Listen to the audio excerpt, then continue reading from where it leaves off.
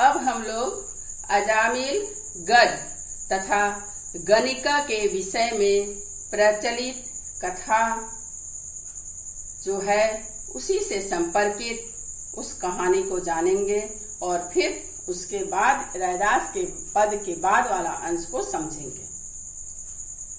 यही सत्य है कि भगवान की शरण में रहने वाले भक्तों के पाप प्रभु के नामों का उच्चारण करने से ही ऐसे नष्ट हो जाते हैं जिस प्रकार सूर्य भगवान के उदय होने पर सारा अंधकार नष्ट हो जाता है। अजामिल की प्रचलित कहानी का अब हम लोग अध्ययन करें। अजामिल बड़ा ही सदाचारी, विनयी, सत्यनिष्ठ तथा ब्रह्मचारी था एवं समस्त प्राणियों का हित चाहता था, परंतु दुर्भाग्यवश एक दिन वह अपने सच्चे धर्म से विमुख हो गया। अपनी कुलीन नवविवाहिता पत्नी तक का त्याग कर दिया और एक वेश्या के साथ जीना प्रारंभ कर दिया। और भी जितने गलत कर्म हैं उन गलत कर्मों से लिप्त हो गया। इस प्रकार जीवन व्यतीत करते हुए उसकी आयु का एक बहुत बड़ा भाग 88 इयर्स बीत गए और वह वेश्या के 10 पुत्रों का लालन पालन करता रहा। किसी समय साधु संत से उनकी मुलाकात हुई और साधु संत के आशीर्वाद के मुताबिक उन्होंने अपने छोटे पुत्र का नाम नारायण रखा। ऐसी मान्यता है कि जब किसी की अंतिम अवस्था है उस समय प्रभु का नाम लेने या सुनने से ही मोक्ष की प्राप्ति हो जाती है। अजामिल भी अपने मृत्यु शैया पर सांस की अंतिम घड़ी गिन रहा था। उसी वक्त उसने अपने पुत्र नारायण को, जबकि वह बहुत प्यार करता था और नारायण नारायण कहकर पुकारा करता था, क्योंकि नारायण से ही वह अपने आवश्यक उसके उपयुक्त काम भी करवाया करता था। इस तरह अपने अंतिम समय में भी उसने नारायण नारायण कहकर ही पुकारा करता था, जिसके कारण ऐसी मान्यता है कि उन्हें मोक्ष की प्राप्ति हो गई। किंतु मृत्यु के बाद क्या होता है यह तो प्रभु ही जानते हैं। अमरकोश में गणिका, वैश्या और वारांगना समानार्थी कहे गए हैं। वैश्या केवल रूपाजीवा यानी रूप की सुंदरता और अंधक नायक को भी धन के बदले अपने तन विक्रय करने वाली होती है, परंतु गणिका जो सज धज कर युवकों को वशीभूत तो करती है किंतु हृदय में संभोग की इच्छा नहीं रखती, पर बाध्य होकर ही वह स्त्री जो पाप कर्म में लिप्त होती है परंतु अपने हृदय से अपने आप को अलग रखती है, तो उसे गणिका कहा जाता है।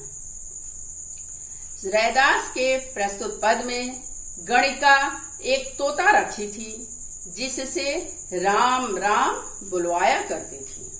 ऐसा माना जाता है कि राम का नाम बोलने के प्रभाव से प्रभु ने उस गणिका का भी उद्धार कर दिया था। कुंजर, कुंजर का अर्थ हाथी होता है। ऐसी मान्यता है कि एक दिन जब एक हाथी को मगरमच्छ या घड़ियाल ने पकड़ लिया था और वह हाथी बहुत कोशिश करने के बाद भी अपने आप को छुड़ा नहीं पा रहा था।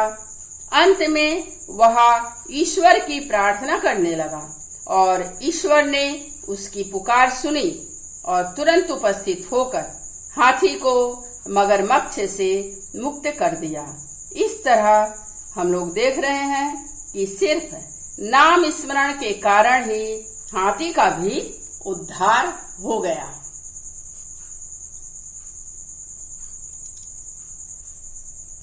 इस तरह 5वें पद में संत रायदास ने अजामिल, गणिका और गज का भी उदाहरण देते हुए कहते हैं कि ईश्वर बहुत ही दयालु तथा कृपालु होते हैं। वे सभी प्राणियों पर कृपा करते हैं, बस सिर्फ अपने सच्चे मन से उन्हें पुकारने की आवश्यकता है। ईश्वर ही करता है और भरता है, यानी पालन पोषण करने वाले ईश्वर ही हैं।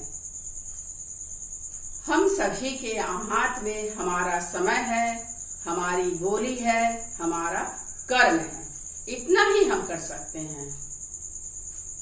तो क्यों न हम ईश्वर के भजन कीर्तन में भी अपने मन को रमाए रहें।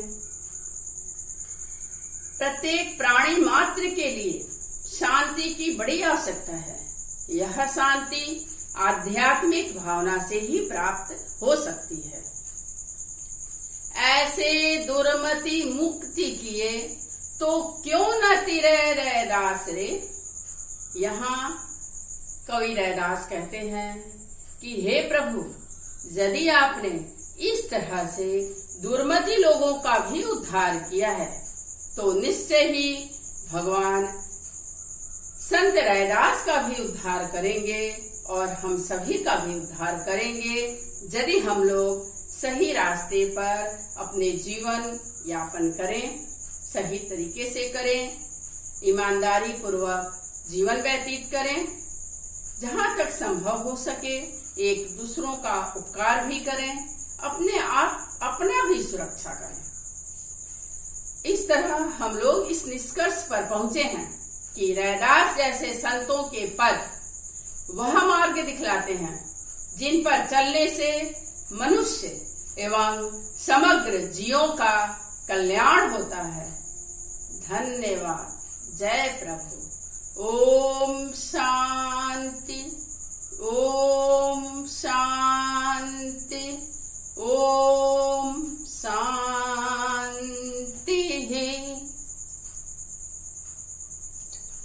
दो पंक्ति का भजन सुना रहे हैं। सीताराम सीताराम सीताराम कहियो, जाहि विधि राखे राम ताहि विधि रहियो। सीताराम सीताराम सीताराम कहियो, जाहि विधि राखे राम ताहि विधि रहियो। नमस्कार।